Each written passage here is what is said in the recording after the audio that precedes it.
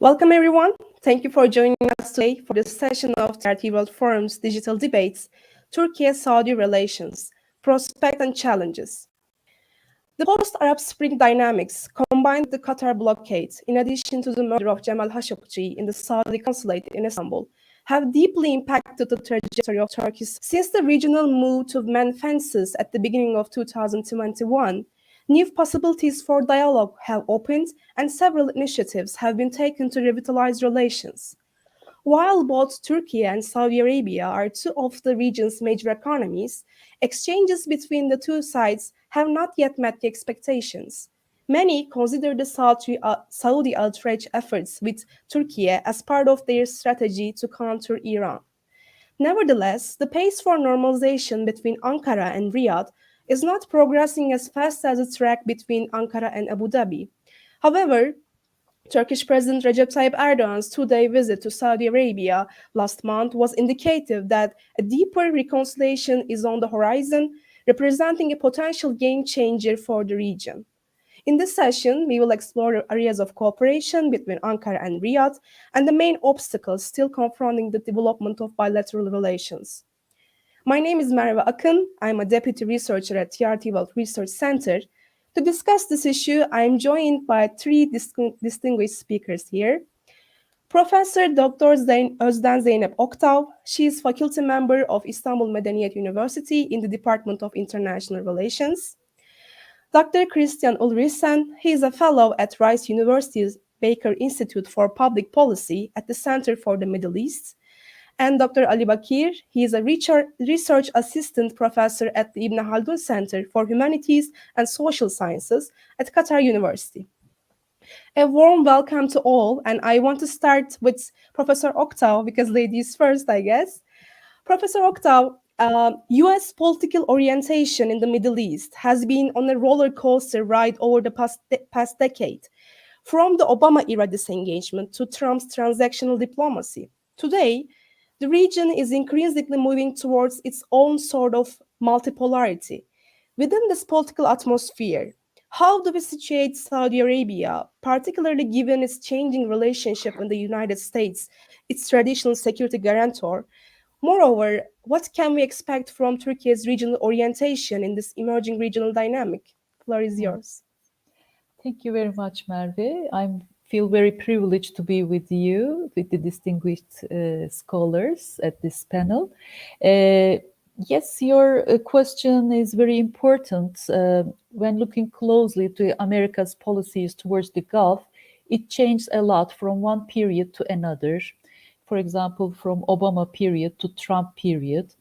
But in my opinion, Arab Spring is a turning point in relations between Saudi Arabia and the United States, because especially the Democrats in the United States gave the impression that they would not side, they would side with the streets and not with the Gulf monarchs in the Gulf region. But the reverse happened, and Obama stopped trumpeting democracy at the gate of the Gulf region, unlike Egypt. And during Trump's period, we know there was a very close relationship between Saudi Arabia and United States. But behind the curtain, in my opinion, Mohammed bin Salman had no choice but to obey to the demands of Washington under Trump, his advisor Greenblatt, and his son-in-law Kushner. And these Greenblatt, Kushner, and Mohammed bin Salman worked very closely in dealing with Qatar and Iran, and Jerusalem was recognized as the capital city, etc. I will not go into details of the previous years. But when it comes to Biden's period, Biden during his campaign made very harsh statements towards the Mohammed bin Salman. He based his policies, his posture on the norms and values. He just promised to downgrade relations with Saudi Arabia. And he said he would stop the war in Yemen, he would not sell weapons to Yemen, etc. But his rhetoric and actions never matched. And we know with the Ukrainian war, the oil prices increased a lot, and the Washington demanded Saudi Arabia to boost the oil. And but neither Saudi Arabia nor the OPEC plus countries accepted to boost the oil and to make the prices down, because Putin is profiting. It is to the advantage of Putin, as you all know. And this example, very recent example, shows us how Saudi American relations change a lot. Uh, Energy is very good explaining, I mean, the relations, the existing current relations between Saudi Arabia and United States, because you know, since the 2020, United States also became an energy actor in the international system. Since 2008, also United States made a natural gas revolution, and from that time onwards, we just witnessing the how United States became a player in energy in the world.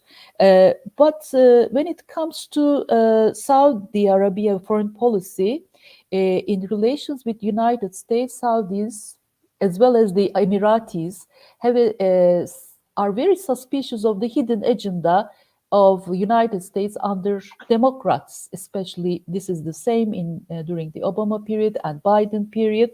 But Saudis therefore wants to diversify its relations and not committed to United States, only United States, wants to have close relations with China, etc., but started negotiations with Iran. In a similar vein, Saudis also showed a willingness to start a new chapter with Turkey as well, because Turkey is a potential provider of military equipment, primarily drones, and as an alternative to Israeli drones providing to, as we all know, Israel also provides, very willing to provide drone to United Arab Emirates. And Saudis wants to diversify its relations just because its prestige declined a lot after Khashoggi's murder. Its prestige declined because of the alleged war crimes in Yemen. Its prestige declined a lot with its problems in Yemen war, and there are a lot of reasons why Saudis want to diversify its relations, but the basic reason, in my opinion, is worsening relations with the United States, because United States became an energy player, energy actor in the system. When it comes to Turkey, Saudi's relations, Turkey is a potential important ally, and both sides have very strong reasons to improve bilateral relations, economic reasons, energy reasons, etc. Maybe we can go into details of these reasons if you wish. How long am I supposed to speak? I don't know. 5 minutes or more I than think five many minutes? I don't know. significant points you made. I think we will talk about these more in a Okay. few minutes. As you said, the key role of uprisings in US politics related to regional balance in the Gulf, the energy issue, military power. Yes. And so we'll come to that.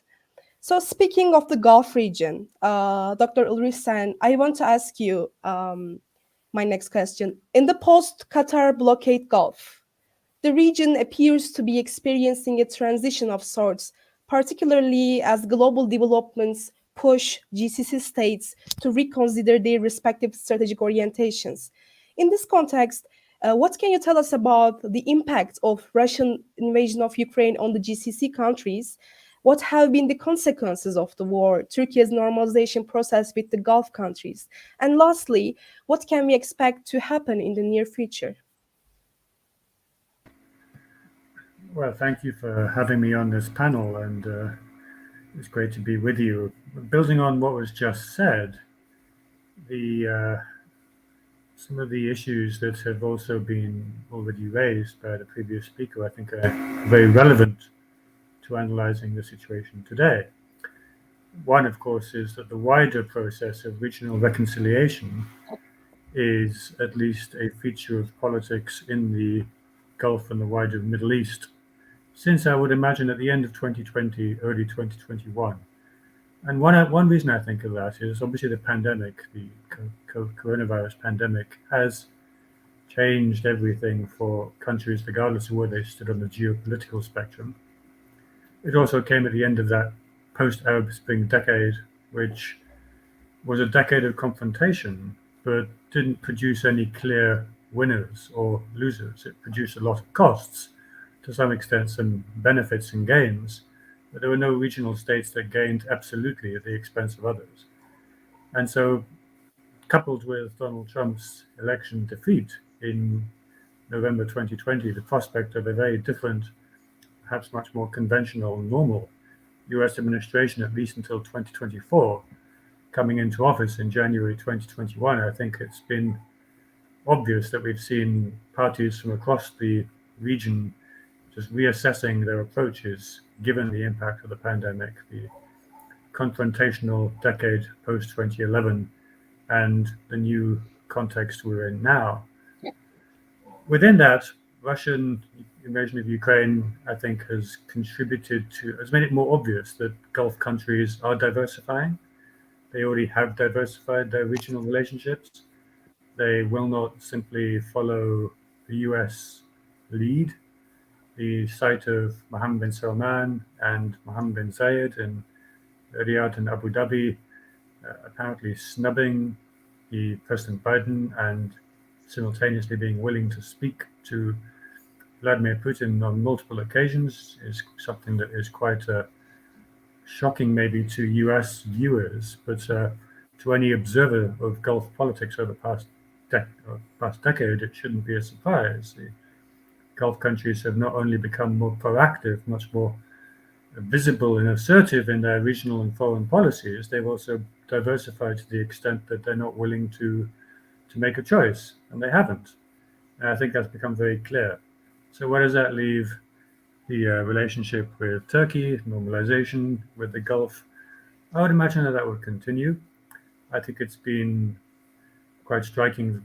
President Erdogan did go to Riyadh at the end of April, so 6 weeks or 2 months even into the Russian invasion of Ukraine.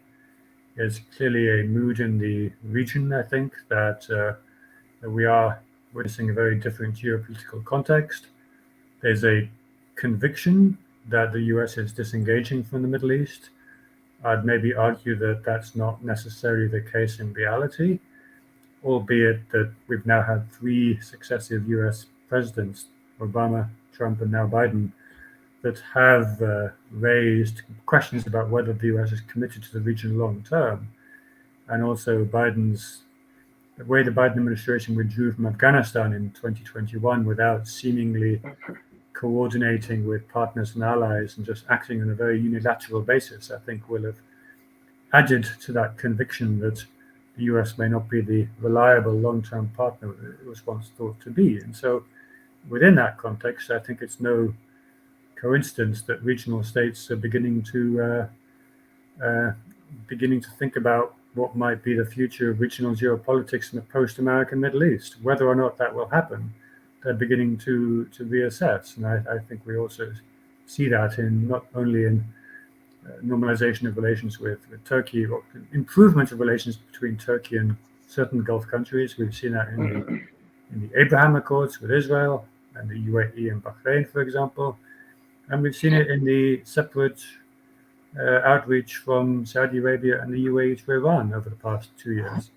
So we've seen a whole slew of kind of relationships beginning to re-emerge just because I think there is this perception that the US is disengaging, that a vacuum of some sort might be emerging.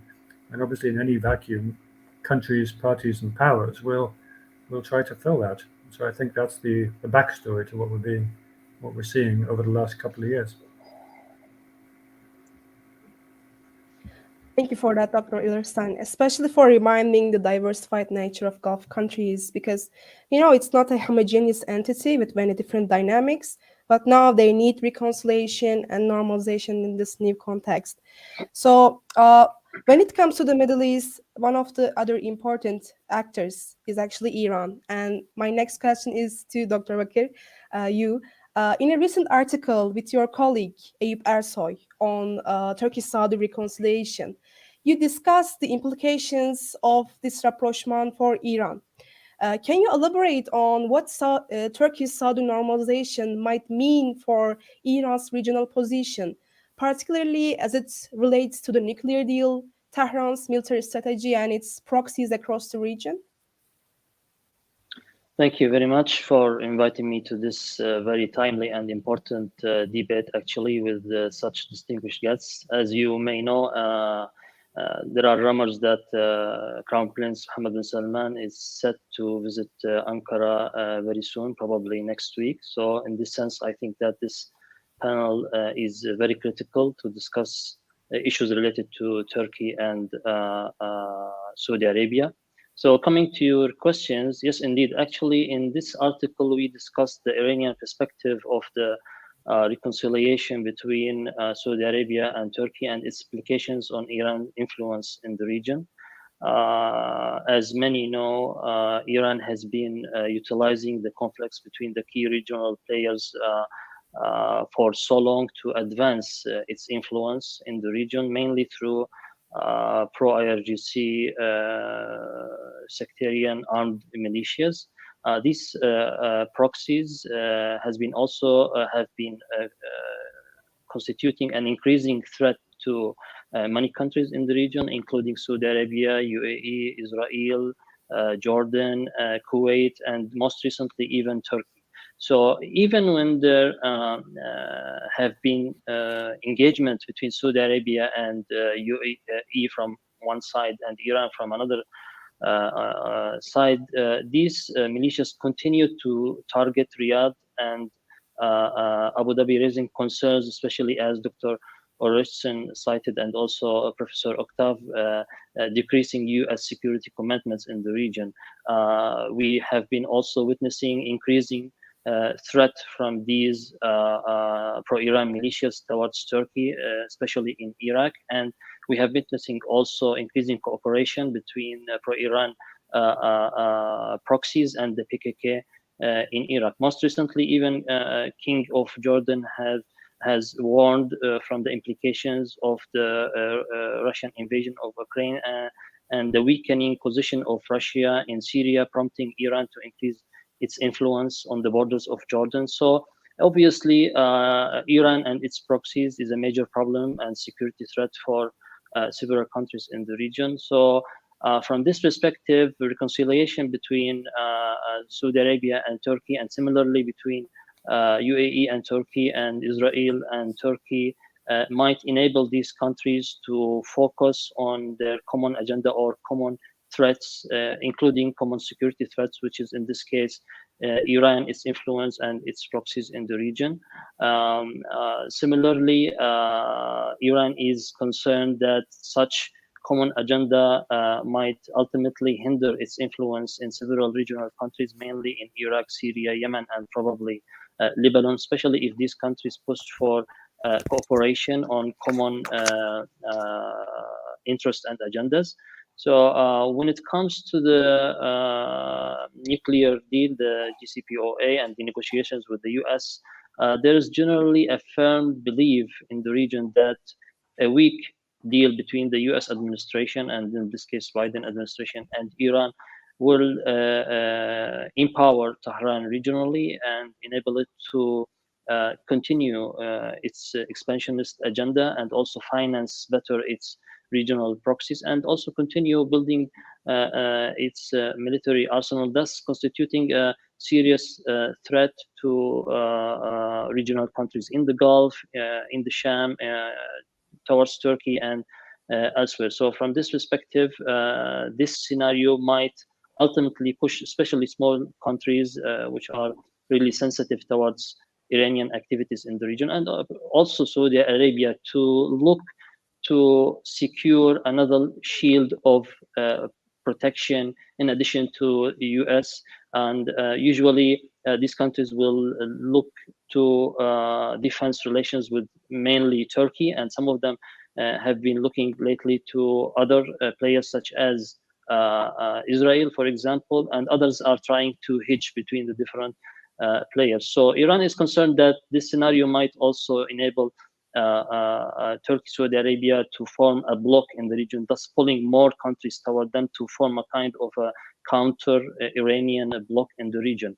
And the other scenario is not so also positive, given that if Iran didn't reach a deal with the US, this might also force it to continue its path towards acquiring a nuclear weapon. And in this case, this will trigger a nuclear arms race, and also will reshape the region towards more alliances bloc. In this case, of course, the potential alliance of Turkey, Saudi Arabia, and whoever can come under this umbrella. So basically, this is the main debate, and all in all, Iran is not looking positively to the reconciliation and normalization process between Turkey and Saudi Arabia, especially if it has the potential to pull more countries, as I said, towards this bloc. But we have also to see whether things will go in this way between Saudi Arabia and Turkey, given that the kind of reconciliation is not solid, I believe, till now.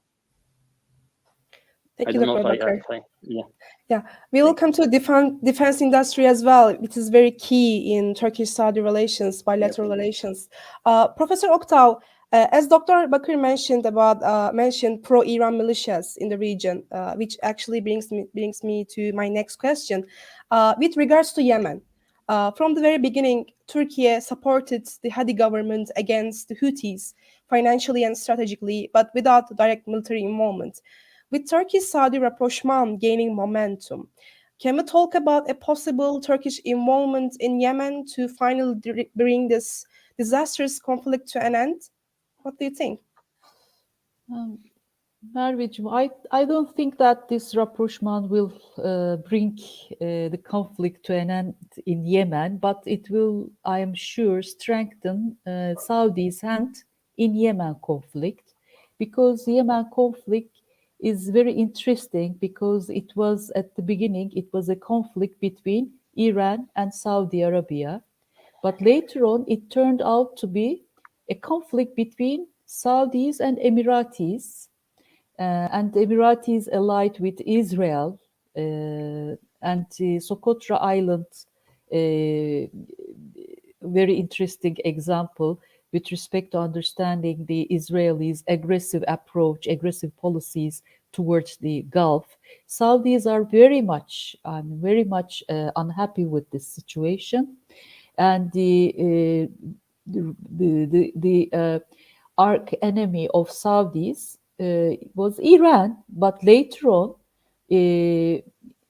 still Iran is an enemy in Yemen. Yes, Houthis are supported by Iran, but on many occasions, Iranians denied this actually. But Yemen is a first number threat and problem for Saudis, whereas it is not a first number threat to Iran. For Iran, Syria, Iraq, and even Lebanon is more important than Yemen.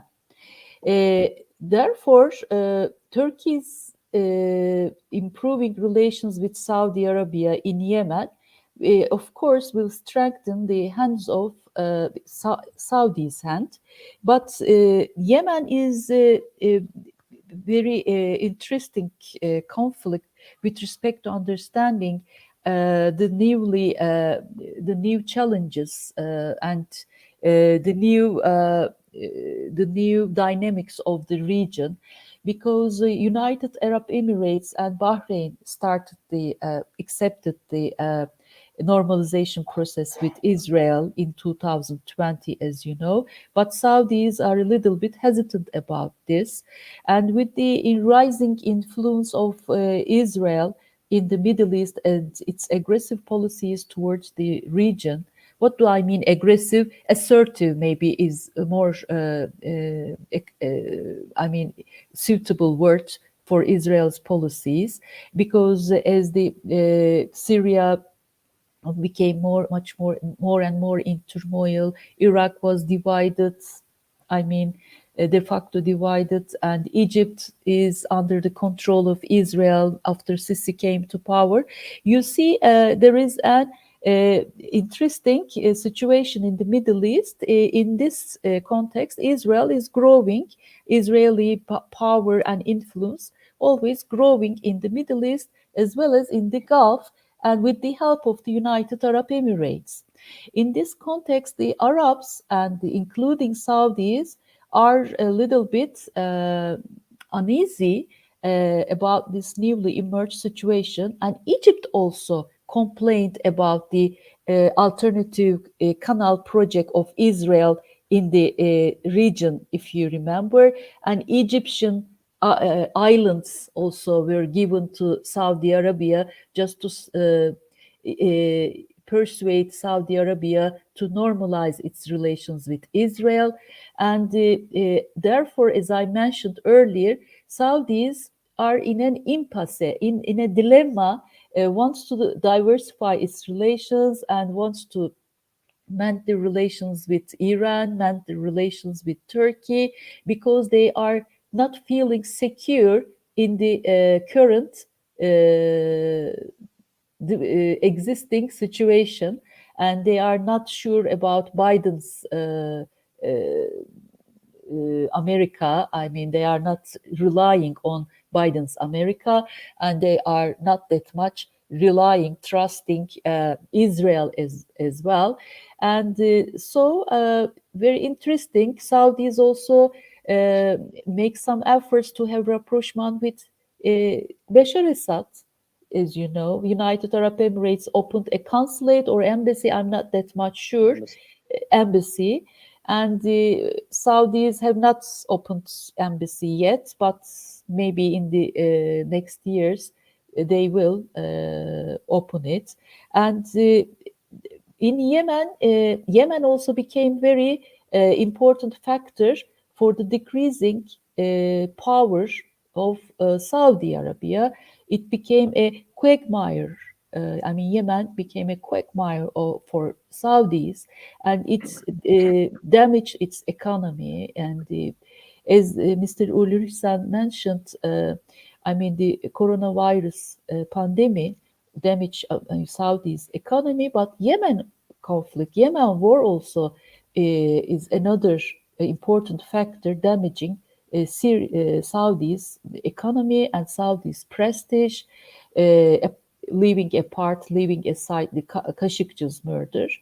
Therefore, these newly emerging situation urged Riyadh to mend the fences and to build positive relations with its neighbors, because there is a gap of power of a sovereign country, because United States still exists in the Middle East, but when compared with the previous United States policies towards the Middle East, you don't see any America in the Middle East. I mean, especially Biden period. I mean, America also lost its previous influence as a hegemon state in the Middle East.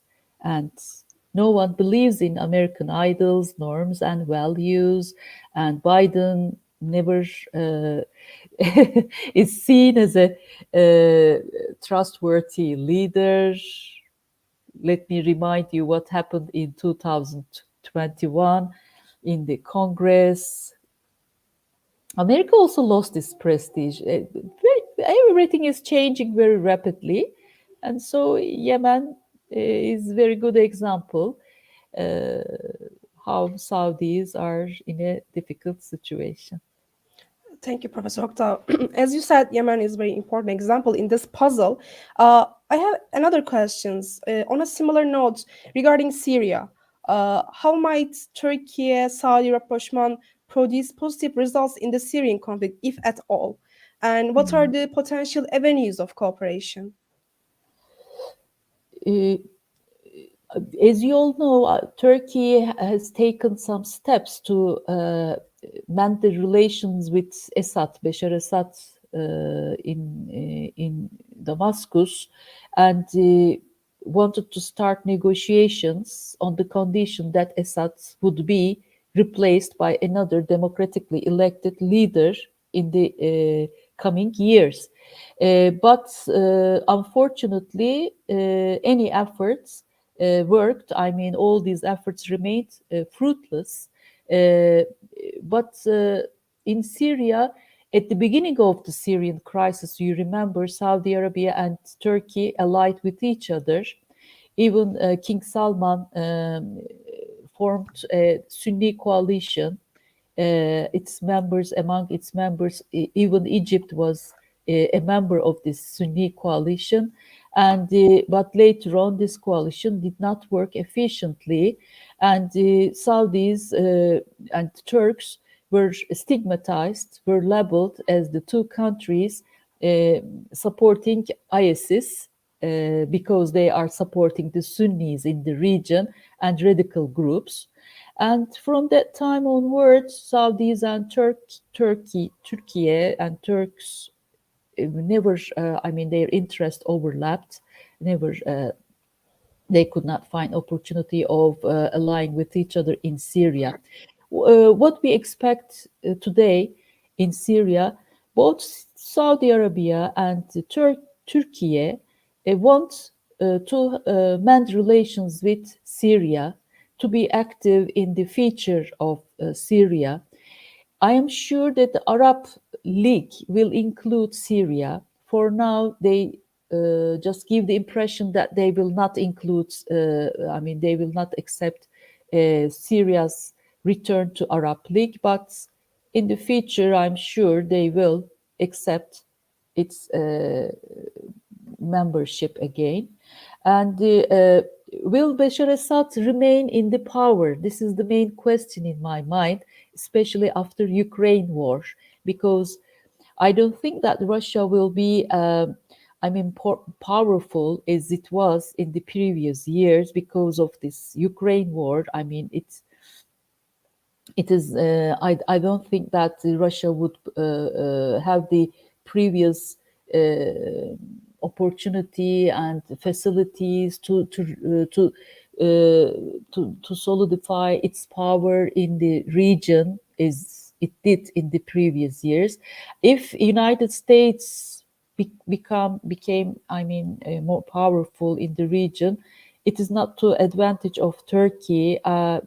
Turkey and Russia balancing relations was much more favorable. But Turkey has no choice but to mend relations with Bashar al-Assad, in my opinion, and together with Saudi Arabia. On neighborhood relations, regional policies gained importance again. Even I'm very much anxious about the future of Turkish-Russian relations after this Ukraine war, because if Turkey and Russia, stops its allying relations on trade, on military, etc., energy, it is not to the advantage of Turkey. Therefore, I'm saying Turkey has no choice but to improve or to keep its relations with Russia, Syria, Saudi Arabia at a stable level, because good neighborhood relations gained much more importance when compared with the previous years, because United States very aggressive and in Crete, in Maze, in other parts of there are, if I'm not wrong, 15 bases founded by the United States surrounding Turkey, not only Russia, but also surrounding Turkey in the Aegean region. And this is, as you all know, against the rule of law, because against the Lausanne Agreement.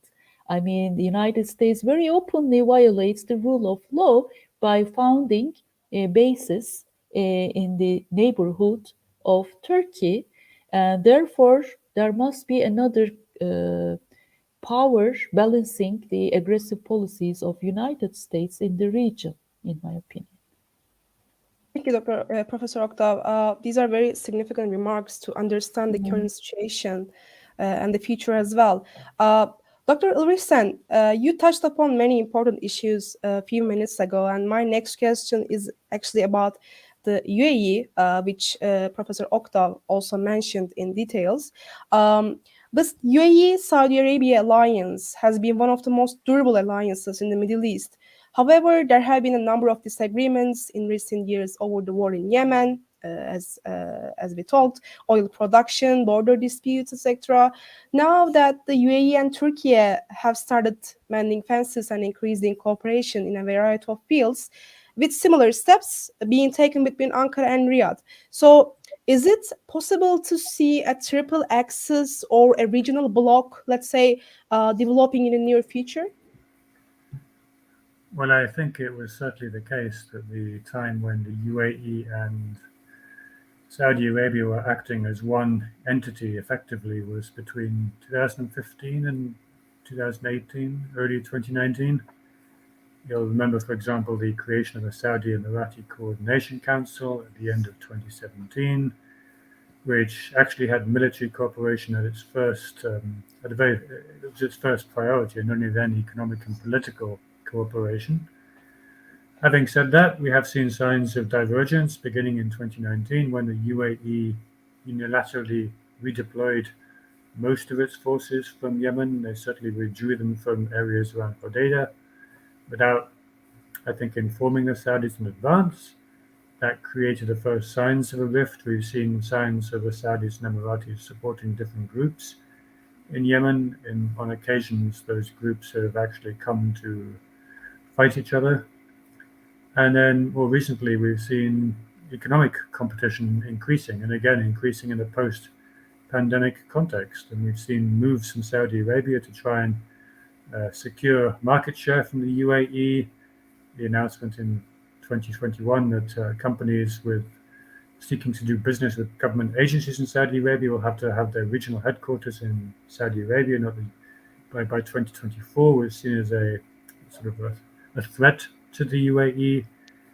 I think those threats are manageable, at least containable for the moment. I don't think we'll see any rupture in Saudi-UAE relations. But I think what has been interesting, both in the outreach, the reconciliation with Turkey on the one side, reconciliation, or at least the dialogue with Iran on the other, is that in both instances, the UAE and Saudi Arabia are doing it separately. They're doing it on strictly bilateral basis. So we're seeing UAE dialogue with Iran separate from Saudi dialogue with Iran. We've seen UAE kind of reconciliation with Turkey on a bilateral basis, separate from Saudi reconciliation process. So that makes me think there won't be a formal kind of alignment or real kind of axis or power block. There may be an alignment of regional interests, and I think there probably will be. And again, the three sort of maybe political powers in the region, Saudi Arabia, UAE, further away Turkey, perhaps also including Egypt, all beginning to think about the future of the Middle East in the 2020s, when, as others have said, there's no clarity on the road of the US or on other sort of long-standing security and political partnerships. I think we're going to continue to see nations and leaders move to put their own interests first. So moving from a Saudi perspective, put Saudi interests first. From an Emirati perspective, especially now that Mohammed bin Zayed is finally formally the ruler, putting Emirati interests first, and of course from a Turkish perspective, putting Turkish interests first. And so I think we'll continue to see the sort of bilateral moves that we've seen over the past couple of years, and whether or not they form any sort of greater depth, I don't think there'll be ever a formal kind of axis or power block, but of course that remains to be seen, and we may well see greater instability in the US around the congressional midterms and in the run up to the 2024 presidential election, which will, I think, be seen as just reinforcing the perception that the US is disengaging from the Middle East, at least the perception in the region that it's disengaging, regardless of whether or not it actually is. And so that process of diversifying, that process of beginning to think about what may come next and who may fill that kind of space, I think that will continue. So this process may only accelerate and perhaps even intensify over the next couple of years, just as perceptions of long established partnerships and kind of relationships begin to really become, I think, very doubtful. Thank you, Dr. Ilderson. So I think it seems more likely to see different blocs together with bilateral relations with Egypt and other countries. And we will jump into that in details a little bit later. Dr. Bakir, without no doubt, Khashoggi case represented a major strain on relations between two countries. Over 3 years later, both countries seem to have moved on from this case. How do you see the dynamics of the bilateral relationship moving forward in this regard? Well, certainly the reconciliation between Saudi Arabia and Turkey is a very positive and constructive step in the right direction. Both countries have been adjusting their foreign policies to adopt to the international and regional dynamics at play, including the defeat of Trump, Al-Ula Agreement, the pandemic, the end of the Arab Revolutions era, and of course the Russian invasion to Ukraine. Now, Saudi Arabia started first by reaching out to Qatar at the end of 2020 and beginning of 2021. And later on, Riyadh reached out to Houthis, as we all know, and also sat down with Tehran. Probably they had 5, I think, rounds of talks between each other in Baghdad. On the other hand, Turkey also reached out to Egypt, to UAE, and to Israel. So both have been readjusting their foreign policies. Now, when it comes to the reconciliation between Saudi Arabia and Turkey, it started as early as, I think, October 2020, when King Salman exchanged messages and phone calls with President Erdogan. But at a certain point, the rapprochement stalled because of Crown Prince Mohammed bin Salman personal position towards this kind of reconciliation and normalization. And obviously, he implicitly objected the process due to the same point that you have mentioned, which is Khashoggi case. And the rapprochement stalled for around 1 year till the two sides achieved a breakthrough recently. And President Erdogan visited Riyadh and met King Salman and Crown Prince Mohammed bin Salman. But from my own perspective, at least from what is appearing till now, this reconciliation, I believe, is not firm. It stands on shaky grounds, and even in comparison with the current rapprochement and normalization processes with, for example, Egypt, Israel, and UAE, there's a big difference that anyone can notice it. For example, with UAE, there have been a lot of memorandum of understandings, agreements, economic agenda, trade, businesses. And with Egypt, there is also an agenda that focuses on some political issues in Eastern Mediterranean and the region, and also on the bilateral level. With Israel, there is the common security threat, and both parties are coordinating closely on the security intelligence level. But when we monitor the reconciliation and rapprochement between Saudi Arabia and Turkey, we find nothing of these in the current form of this reconciliation, which means that it's basically not standing on a firm ground. No economic agreement occurred during the visit of Mr. Erdogan. No security agenda was at least declared.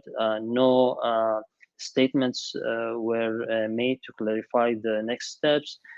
So there is a lot of ambiguity in this reconciliation, which raises a lot of questions. Of course, and maybe we will have some answers on these questions, and some of these steps will be clarified or achieved during the visit of Crown Prince Mohammed bin Salman to Ankara probably next week.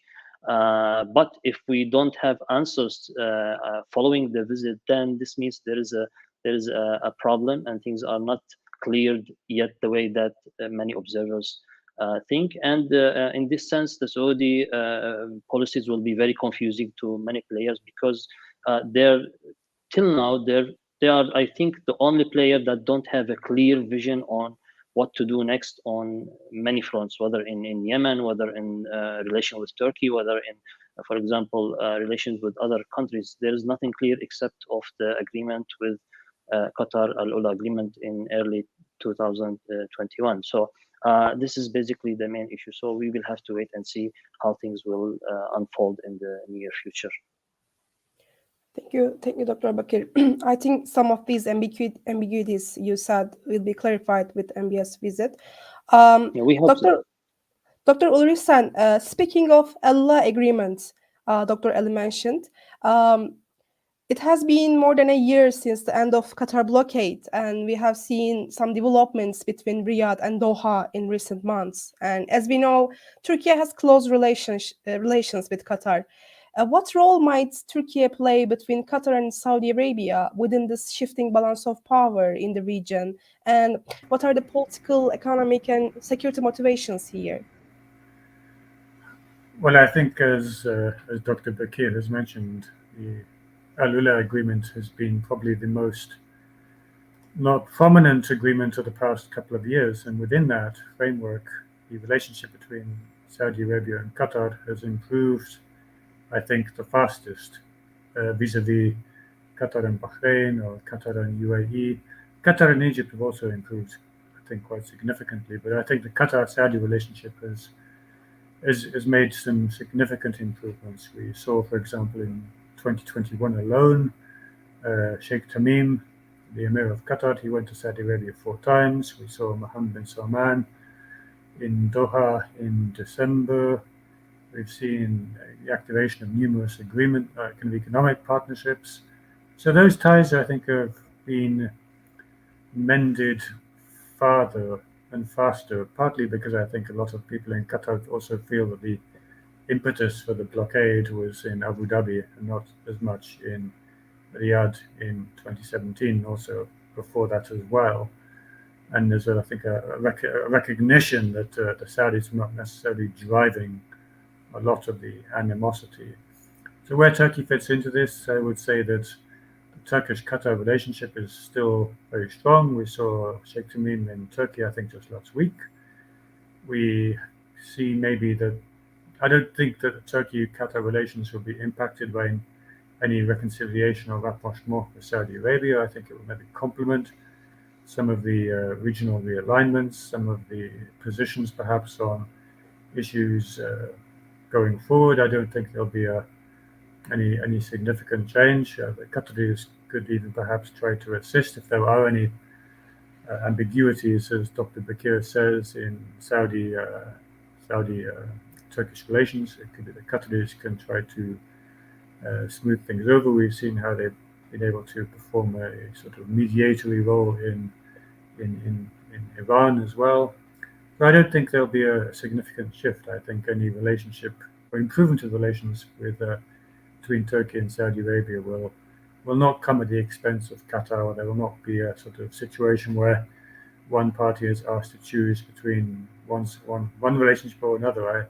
I think at least in this moment where there is a wider regional kind of reconciliation going on, it's just a sign that the region is reconciling, and in that respect, it's moving further towards countries like Qatar, Kuwait, and Oman, which have tried to consistently prioritize diplomacy over confrontation. So anything that moves the ground more firmly onto that sort of coexistence and diplomatic engagement terrain will, I think, be beneficial rather than harmful.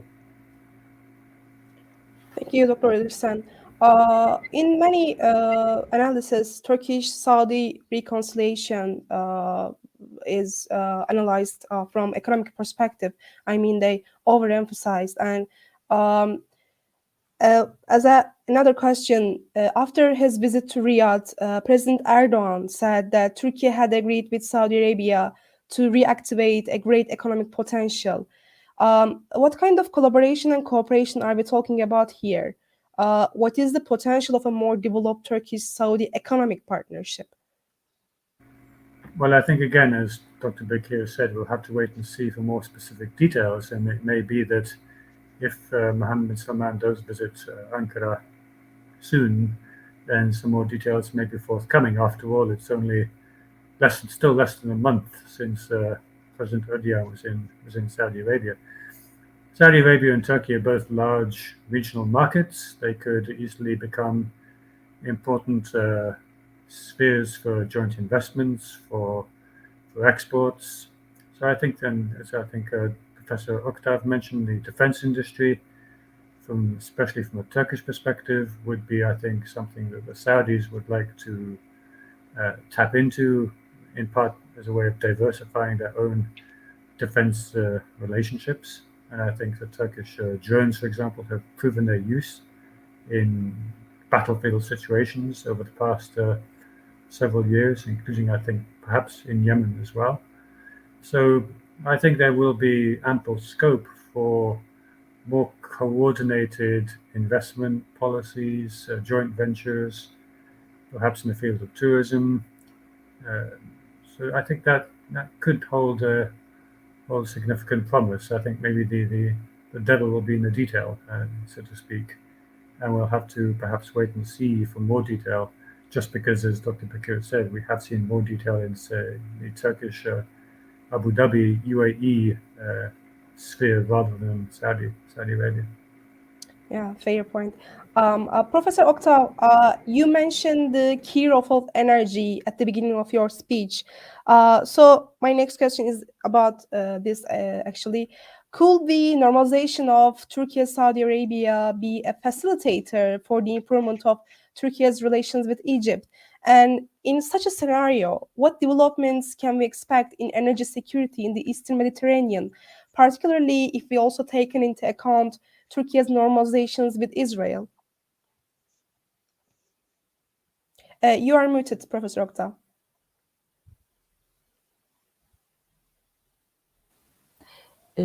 As you all know, today Turkish Foreign Minister is in Israel, and very important visit.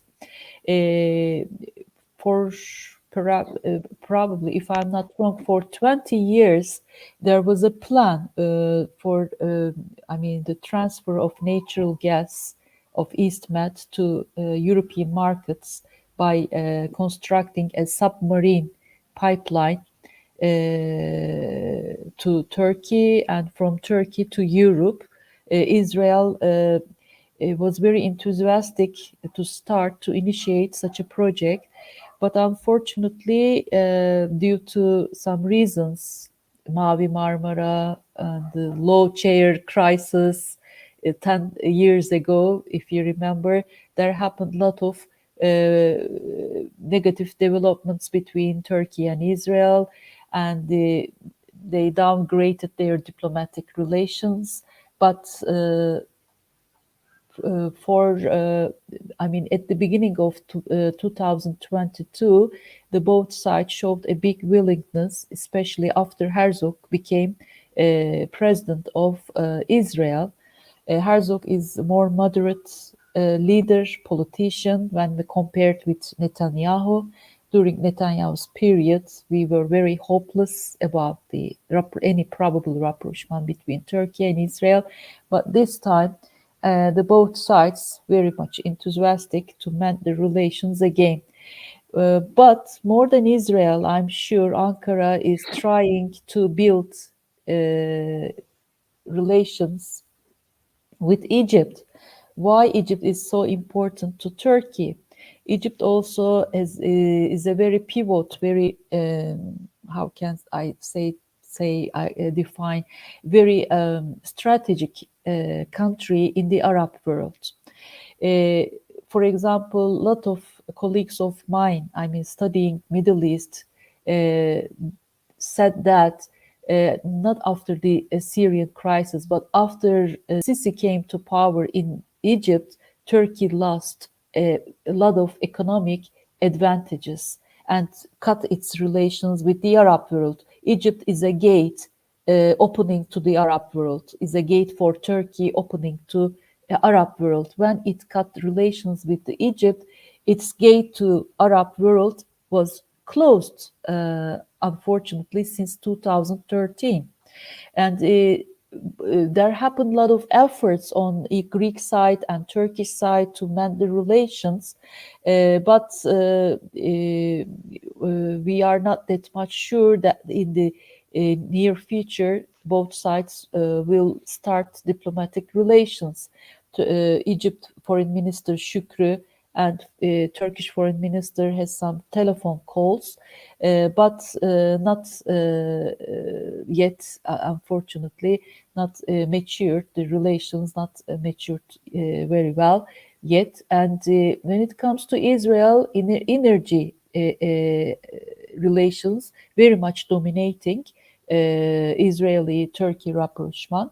And this is, in my opinion, very much related to Ukrainian war again, because Russia as an energy actor is the, I mean, both United States and Israel wants Russia to lose its importance as an energy actor in the international system, and European Union wants to diversify its energy relations, not want to be bounded up with Russia, and therefore the transfer of natural gas, EastMed natural gas, to European markets via Turkey is of crucial importance.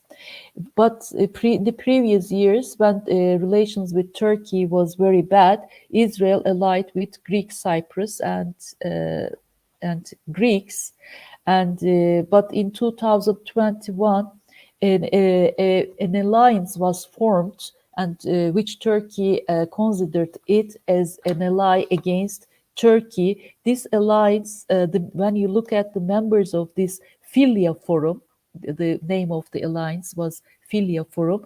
The members were United Arab Emirates, Saudi Arabia, Greek, and France, Egypt, but not Israel. It is very interesting. Israel was not included in this, or maybe I don't know. Maybe Israel did not want to be included in this forum. But Saudi Arabia also very recently gave support to Greeks in the in military, in defense, in the Crete island very recently. And but Israel is a little bit cautious about the relations with the Greeks.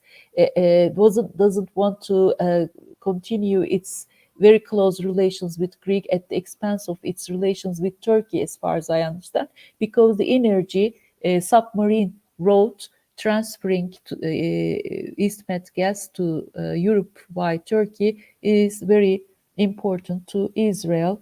And if you ask me what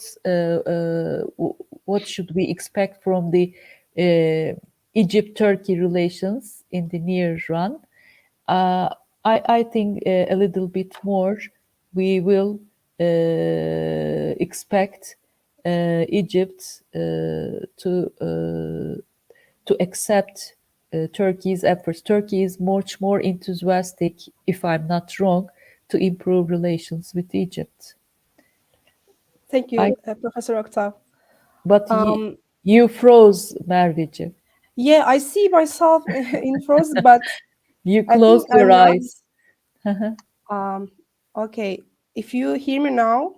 Yes, Yes. we hear you. Okay, if We you can hear. can see me, okay. Okay. So our time is almost up, but I want to ask my last question to Dr. Bakir. Besides energy, as Professor Octav addressed, defense industry is also very key in this relationship. Dr. Bakir, as you well know, Turkey continues to enhance its military power by developing its indigenous defense industry. It was just a few years ago that Saudi Arabia and Turkey experienced military cooperation and partnership in defense industry. with the signing of several memos, etc. In this new era of the bilateral relationship, what developments can we expect in the field of defense between Turkey and Saudi Arabia? Yeah, this is very important question. But if you allow me, I just want to add some points to what my colleagues have just mentioned. Regarding the trade and economic, for example, relations with Egypt, you will be surprised if you know that Turkey-Egypt economic relations actually increased in the last few years and surpassed $4.5 billion. This is a historic record of bilateral trade between the two countries, even surpassed the volume of bilateral trade between Turkey and Saudi Arabia. So while the two countries were actually involved in confrontational type of relations, the economic relations continued because Egypt saw benefit from continuing trading with Turkey. Otherwise, they would have cut this long time ago. Number two, I don't believe that it is a fate to normalize relations with Assad. At the end of the day, this regime didn't show any sign of change in his policies. We should always remember that this regime is number one ally of the PKK and YPG. He's enabling them, weaponizing them against Turkey, and I don't think that anything will change if rapprochement was done with this Assad regime. At the end of the day, these reconciliation and normalization processes are all built on interest. So interest will decide whether we will normalize with some country or not. And thirdly, I think that there is vast opportunities to dramatically increase and boost economic relations between Turkey and Saudi Arabia, trade, business, given that the two countries have the biggest economy in the Middle East.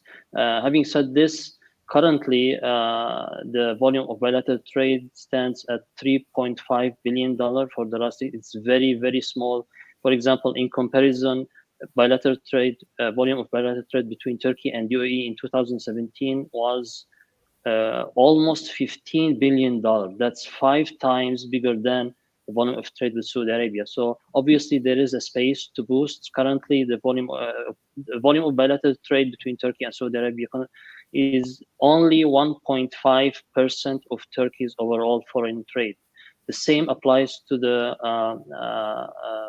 FDI, foreign direct investment, businesses, also tourism. So I think that there is a space if Saudi Arabia is willing to increase indeed and boost these relations. Now, coming to the defense sector, it is a very crucial point. As you know very well, Turkey has a rising, ambitious defense sector that has been producing an efficient, reliable, and relatively cheap cost defense equipments that proved not to be only effective in the military field, but also very effective in boosting Turkey's diplomatic and political influence in the region and beyond. And moreover, this sector has been contributing positively to the economy by selling millions of dollars military equipment to different countries, helping to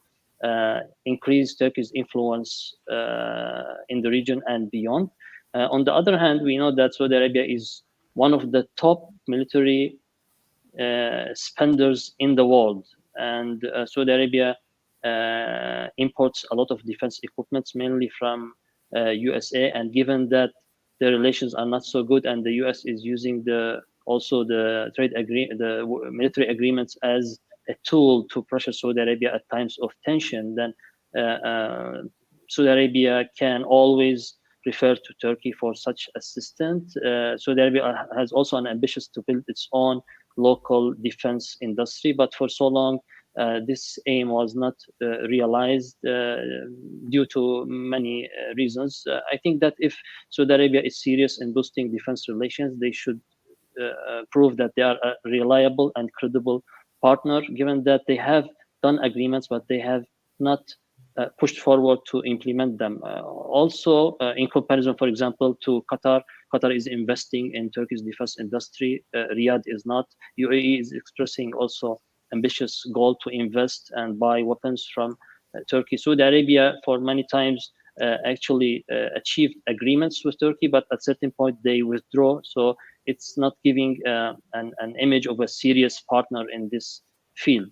Yet, of course, the possibility of forming kind of collaboration and cooperation in the defense industry between Turkey and Saudi Arabia is always there. Saudi Arabia has the financial power, and Turkey has the experience and has the military power, and they both can bring their forces together to produce something useful for the two states in the near future, if there is a will, of course, to do that. Thank you, Dr. Bakir. It was Thank very you. stimulating discussion we had here, but and I believe we have many other things to talk about, these new developments in this emerging dynamics. But our time is over for today. I hope we can listen to you in our future events as well, in physical events. Inshallah. Thank you for your time and all contributions and remarks. And I also thank our audience. We will continue this series to discuss different issues about Turkey's Middle East policy and bilateral relations. So stay tuned and hope to see you in the future. Thank you. Thank you very much, and thank you for my colleagues also. Me too. Thank you. Good night. Good night. Okay.